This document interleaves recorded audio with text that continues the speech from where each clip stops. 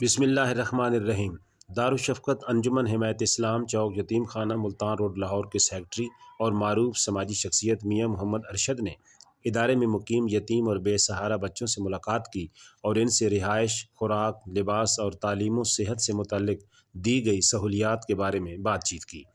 जिस पर उन्होंने इत्मीनान का इजहार करते हुए कहा कि दारुशफ़क़त को पाकिस्तान का मिसाली इदारा बनाने और इन बच्चों को तालीम याफ्ता, मुहिब्बे वतन और काबिल फ़ख्र पाकिस्तानी बनाने के लिए मुआशरे के मुखय्यर, साहिब सरवत और दर्द दिल रखने वाले अफराद दारुशफ़क़त चौक यतीम खाना को ज़्यादा से ज़्यादा ज़कात, सदक़ात और खैरात से नवाजें।